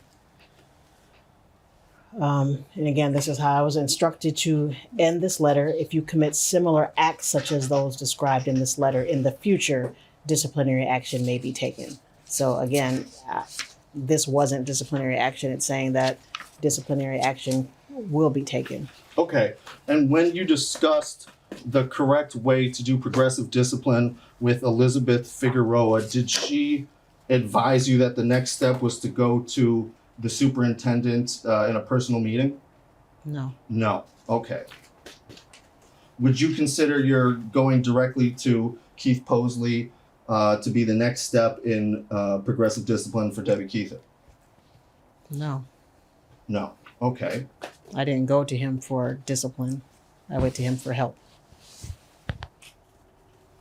Did you recommend during that meeting that Dr. Keither be removed from the C&I department? I did not. Did you recommend any course of action whatsoever? I did not. Okay. So it's fair to say if a course of action came out of that meeting, it would have been from Dr. Posley and not you? That would be correct. Okay. And it's also fair to say, though, that you agreed with the decision that Dr. Posley made, correct? I didn't object to it. The question, I think, was, did you agree? Are you able to answer that question? Well, I didn't agree with him, but if you're asking me, did I think it was a good idea? Yes, I did think it was a good idea. Why did you think that? Because Debbie was my direct report in a major position as the literacy manager. She, again, you didn't point them out on the ones that you chose to pick out, but she was very combative. She was very disrespectful. She would not work with me. She was very difficult to manage. And the work to me is too important to not be able to work with the literacy manager. So she had proven over and over again that she was not going to work with me. So yes, I was glad that I would be able to work with the team and get the work done. Okay. And so you said that she had proven over and over again. How did she prove over and over again that she was unwilling to work with you? Jack, the former question's been asked and answered on a number of occasions, but go ahead and answer again. Through the team meetings, the two that were very combative, very visibly. It's one thing with her back and forth exchanges in the emails with me, but then there was also the two incidences with the team where she was visibly combative and disrespectful to me. And then several email exchanges also show that. But you never provided those email exchanges to anybody? Isn't that right? I believe on my bullying harassment claim, I probably provided them to defend myself that I wasn't bullying and harassing. These are the kinds of exchanges that we've had. But you never provided them to Calvin Furman or Dr. Posley, is that right? No. Okay. And so the only email that you provided to Dr. Posley was the, for lack of a better word, the December 29th email? Check the former questions. Broadenbach I also provided asked and one answered. email One email. to Okay. Dr. Well, no, I take that back. One email with my direct question and then the corresponding response from Debbie Keither. That's what I provided to Dr. Post. Okay, so one email with questions and one email response. With her response to my question, yes. Okay.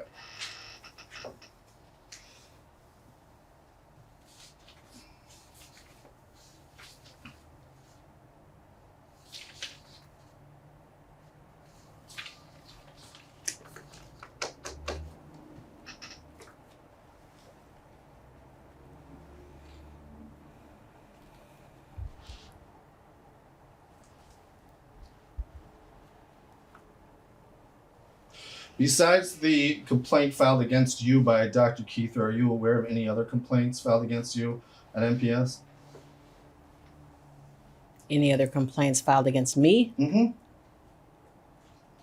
Yes. And who filed those complaints? Dr. Angela Ford. Dr. Jose Garcia. Anyone else? Not that I can recall at the moment. Is Michelle Wade still employed at MPS? No. Do you know why not? She retired? Did she give any reason for retiring? Not to me. Okay. Was Michelle Wade present in the November 20th meeting? I don't recall what the November 20th meeting is. Well, isn't that one of the big four incidents that you referred to in claiming that Dr. Keither was rude and combative? It could be. But you don't remember. I don't remember the date. Okay. Has anybody ever complained that you assaulted them while at work? We object to the former question. I think it's been asked and answered, but go ahead and answer again. I'm not aware of anybody complaining that they were assaulted. Okay. Are you aware of anybody complaining that you inappropriately touched them? Again, question's been asked and answered. Go ahead and answer again. Yeah, the incident with the snack cart is what I shared earlier. That's what I'm aware of. And are you aware that anybody's filed a complaint against you with regard to that incident? That would be the Dr. Ford that I mentioned earlier. Okay. Has anybody filed any complaints against you while you were working at Next Door Foundation? No, Okay. So besides Dr. Keitha, Angela Ford, and Dr. Garcia Hoven, you've not received any other complaints against your work at MPS? no. Portia Diggins did file a complaint. And what's the nature of that complaints? What is her complaint? Mm-hmm.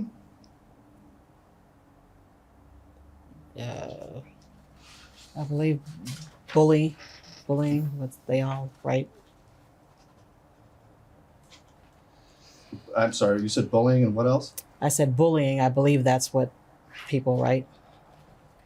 Did you bully Portia Diggins? No, Okay, why does Portia Diggins believe you bullied her? Check the form of question. Broadbeg also lacks foundation. I don't know how she know why Portia Diggins filed a complaint, but go ahead and answer if you can. I'm not sure Well, how do you know that Portia Diggins filed a complaint against you? because they do an investigation when somebody does a complaint. Okay, and so you, somebody came to you, asked questions about Portia Diggins, is that right? Correct. And did they tell you that Portia Diggins filed a complaint against you? They did. And did they tell you what the nature of the complaint was? Bullying, I believe. Or harassment, or Okay. bullying and harassment. I don't know. What specific acts of bullying did Portia Diggins complain about? I don't recall. When was this complaint made? I don't recall. All I know was overturned. That was the main thing that I was concerned about. Did it happen in 2021? I don't know when it happened. Did it happen in 2022? I don't know when it happened. Okay. But you're aware that it happened sometime during your employment at MPS? It did happen sometime during my employment, and it was unsubstantiated, According to who? according to the investigators. Meaning MPS. Is that right? Whoever she filed the complaint with. Okay. Let me turn you to page 91.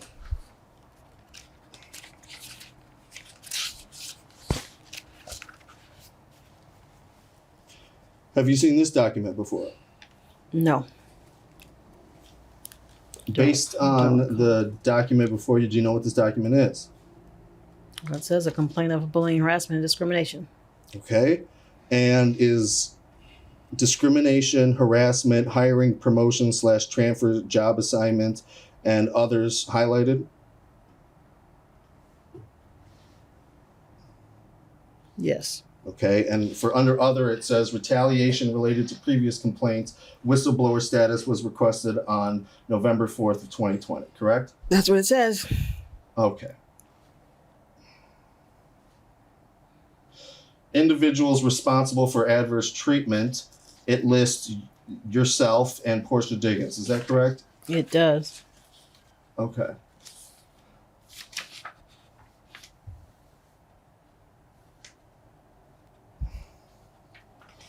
And when they investigated Dr. Keither's complaint against you, did they interview you? I'm sure they did, yes. Did they provide you with this complaint? No, I don't believe so. I think I just get the allegations. Okay, when did you get the allegations that Dr. Keither filed a complaint against you? I don't recall when I got that. Was it before or after Dr. Keither was transferred to Washington High School? Well, it had to be before she was transferred because she was still under me. Okay.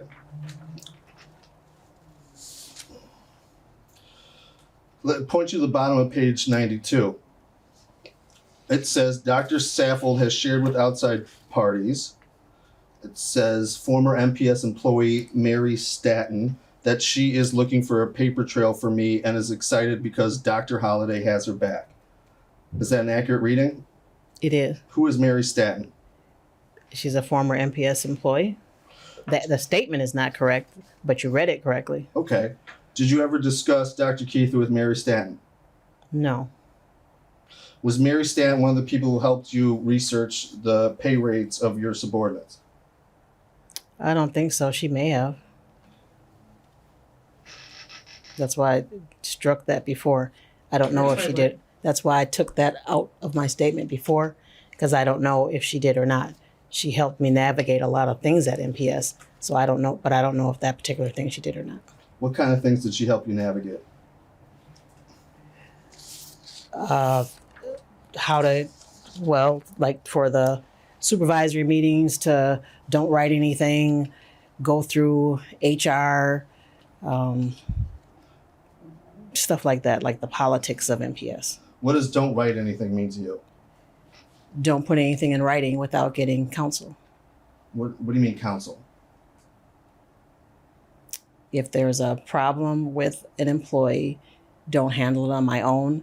Find out, work with the appropriate offices before you put anything in writing. And so that's why I consulted Elizabeth Fergoli when I was having major problems. Okay, does that apply only to discipline or to other things as well? Does what apply? The rule to not put anything in writing. I'm not sure what we were talking about, having discipline problems. Okay. Can you repeat the question, please? The question is the rule to not put anything in writing. Well, there is no official rule, so I don't understand the question. Well, it's correct to say that Mary Stanton advised you not to put anything in writing, correct? It's correct to say that Mary Stanton advised me not to put anything in writing when it came to try to resolve some of these issues. Okay, what issues are we talking about? The uncooperation from Debbie Keither. And did you follow that advice? I did. I worked with Elizabeth Fergoli. Okay, and so that's the only information that you didn't put in writing was the supervisory letter? I don't understand Object the to question. the form of the question, broad and vague and incomprehensible, but go ahead. And You answer. said that you didn't put anything in writing based on Mary Stanton's advice, and that included disciplinary actions. So you consulted with Figueroa prior to writing the December 4th email, correct? I'm objecting to the form of the question. Misstates her testimony. It's broad and vague. Compound. Go ahead and answer if you can. I'm not sure how to answer that.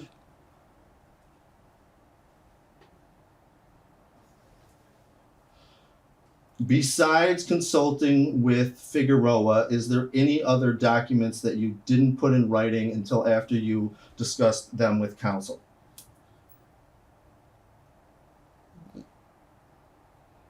I still don't understand what you're asking me. You don't need to understand, you just need to answer the question. Well, when I Actually, can understand you have the to understand question, to answer the I'll question. answer it. Okay, so what part of the question do you not understand? I don't understand your question. The whole question, is that right? Sure. Okay, so we're clear, we'll break it down. We're clear that Mary Stanton told you not to put anything in writing, correct? Check the No. form of the question. It's mischaracterizing her testimony. So it's your testimony that Mary Stanton told you not to put anything in writing that has to deal with discipline, correct? It Check the is form my of the question. testimony that Mary Stanton told me that she advised me to not put anything in writing if I had concerns about employees without getting advice from counsel. And she told me labor relations, HR, someone there should be able to help me. She recalled Jim Gordon from when she was here. Did you talk with Jim Gordon? I did not talk to Jim Gordon. Did you email Jim Gordon? I don't recall. I don't know how I got hooked up with Elizabeth Fergoli. Maybe I did and he wasn't available. I don't recall.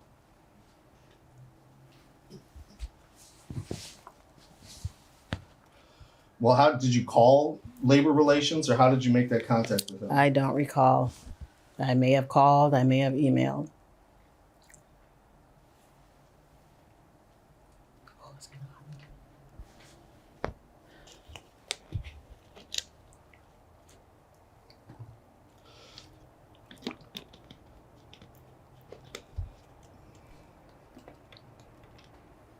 Did you share with outside parties that you were looking for a paper trail on Dr. Keither? No. Did you share with outside parties that you were excited because Dr. Holliday had your back? No. Okay.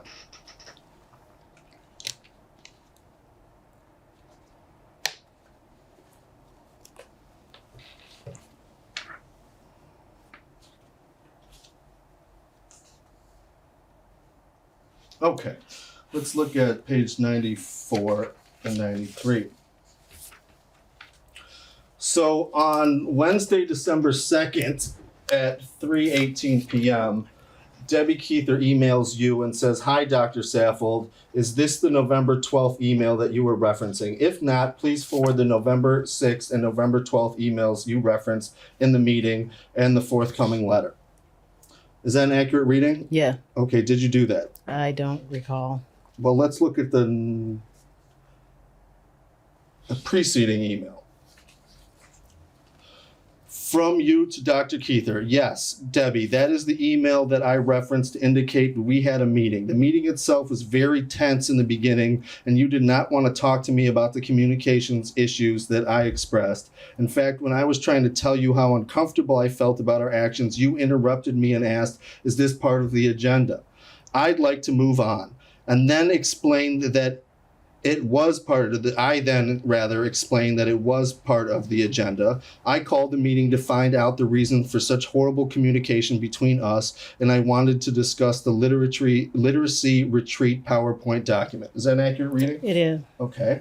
And keep going. After getting through a very difficult 20 minutes, I felt that there was a breakthrough, and you reiterated that I was not the problem, but after probing you, you finally explained that there were some trigger words that I used that normally would not mean anything, but because of historical things, my words triggered a reaction in you. Is that an accurate reading? Yes. Okay, and I was happy to get some clarity on what I might be doing to cause such harsh reactions from you. By the end of the meeting, I felt we were at a much better place, and that it was the email on November 12th highlighted. Is that an accurate reading? Yes. Okay.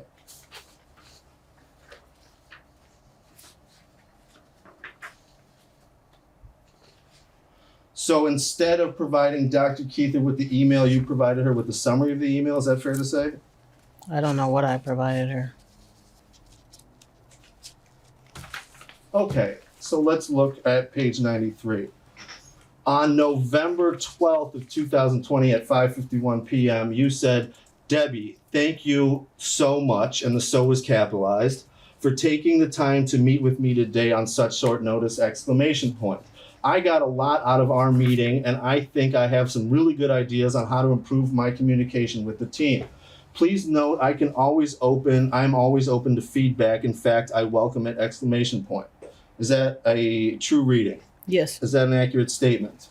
Yes. Okay. Is this the November 12th email? I don't know if that's the November 12th. This email is dated November 12th. Okay. Do you believe you sent another email on November 12th other than these emails on this page 93? I don't know. But what I will say is the November, whatever this is,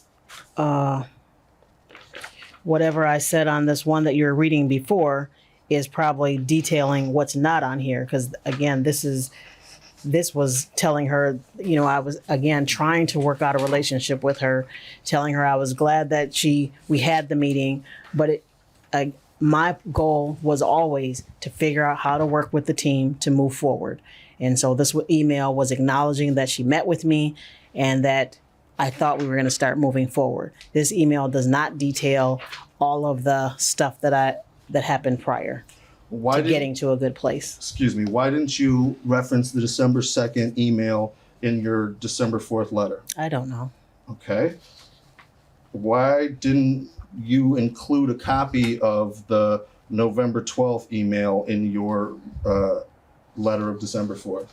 No idea. Did anybody tell you not to do that? Nobody told me to or not to. Okay.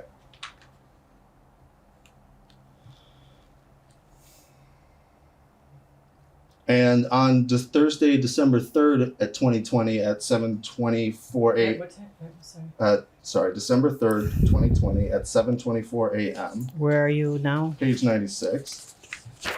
You sent an email to Dr. Keither, subject follow-up. Debbie, yes, your recollection is very different and it is disturbing. You are the only one who continues to challenge everything I say or is very combative towards me. So yes, I pushed you to find out why you treat me so badly.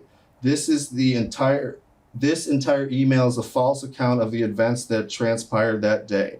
I am open to a dialogue which involves a two-way conversation. You have stated publicly that you were not interested in having a conversation with me, and all of your actions continue to show that to be true. However, you have not been disciplined, and I will not continue to engage with you about false narratives. I will get the supervisory meeting follow-up out to you by the end of the week. Is that an accurate reading? It is. Is that an accurate statement? Yes. Okay.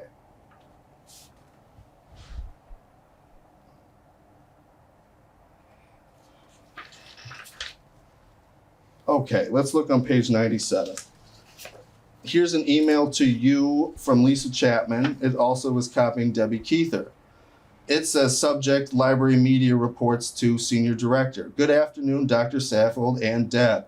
Please be advised that Dr. Holliday informed me that I report directly to Dr. Saffold, Senior Director. I am including, I can't read that, in this email so that we all have the same information. Thank you, Lisa. Is that an accurate reading? Yes. Okay. Is that an accurate statement of the facts? I believe so. Okay. Lisa and Celeste let us know that this was happening. Yep. And so you would agree with this email that you were informed on November 4th that Dr. Holliday had removed Lisa Chapman as Dr. Keither's direct report. I'm sorry, we moved this Chapman. What was that? As Dr. Keither's direct report. This is what Lisa shared with us. Yes. Did you have any other conversation with Dr. Posley or Dr. Holliday about this other than what had been shared with you in this email? I don't recall.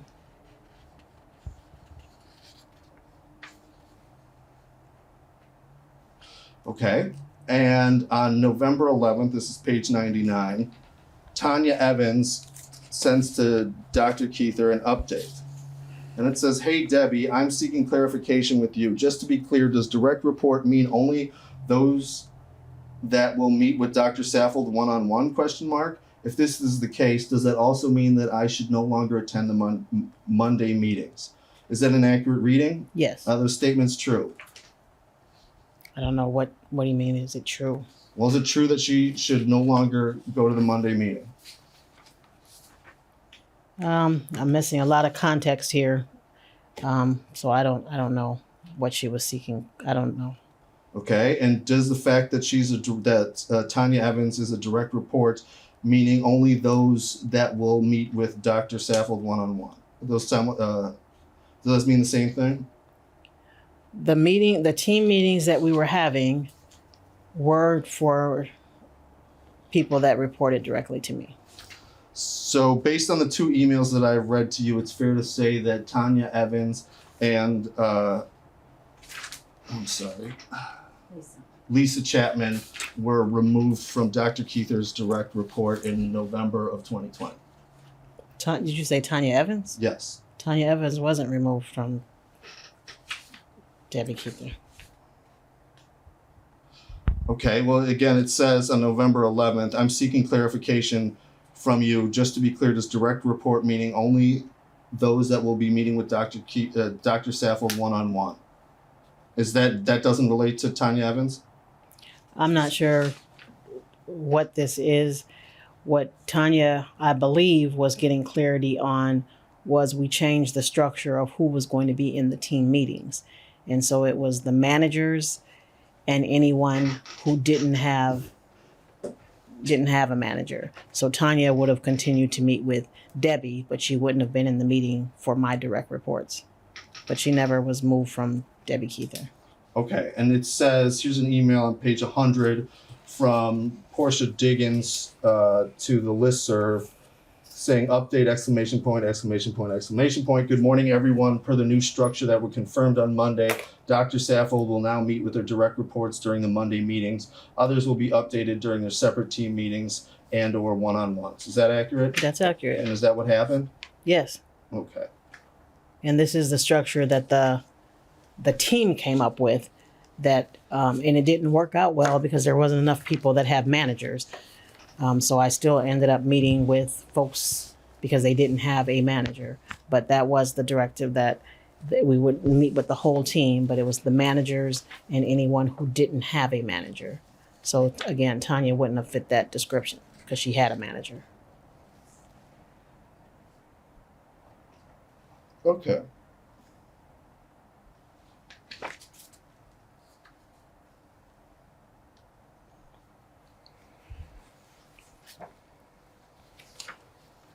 Let's look at page 104. So this is another part of the email from Randall Olson on Thursday, December 3rd. And the subject is Flash Player. He says, hello, how long is it going to take because it has me locked out of giving my students their online test this week. The response of people switching to the 2017 version is also unacceptable because they don't have the weekly assessments like the 2011. Is that an accurate reading? It is. Is that a fair statement? I don't know. Well, was using the 2017 version, was that the stopgap measure that you referenced? That I referenced. I'm not sure what you're talking about. I did reference a 2017.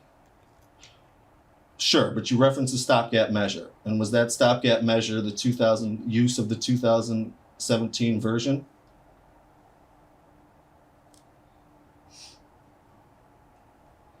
Are you asking me about this email? Or what are you asking me about? Just the question that I asked. Okay, I'm not sure what your question is. Would you like me to repeat it? Sure. Please repeat the question.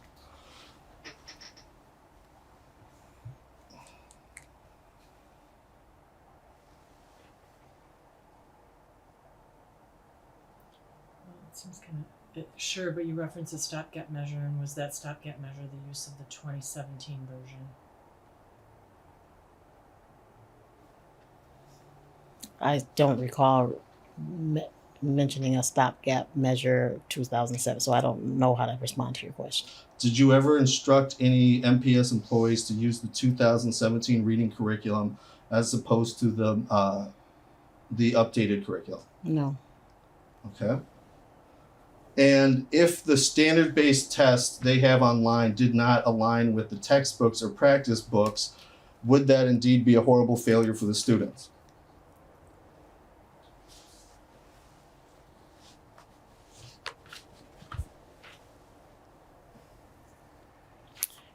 If there was no alignment, would that be horrible for the If students? there was no what? That's what I'm trying to re-ask the question, so maybe you could just tell me what. Sure, if there was no alignment, would that be horrible for the students? If there was no alignment, it would not be good for getting for the students getting the curriculum we want. Okay. Okay. We'll pause here and go off the record. We're going off the record. The time is 5:09 p.m. This is the end of media unit number 4. We're going back on the record. The time is 5:12 p.m.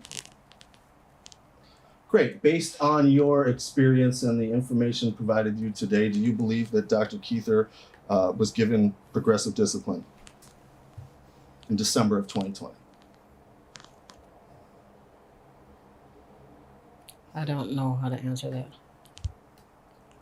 You do know what progressive discipline is. I do. Okay, and do you believe that that was provided to Debbie Keither? I don't know what was provided. I had a supervisory meeting with her, and that was the only discipline that I was involved with. Okay. All right. All right, stand by.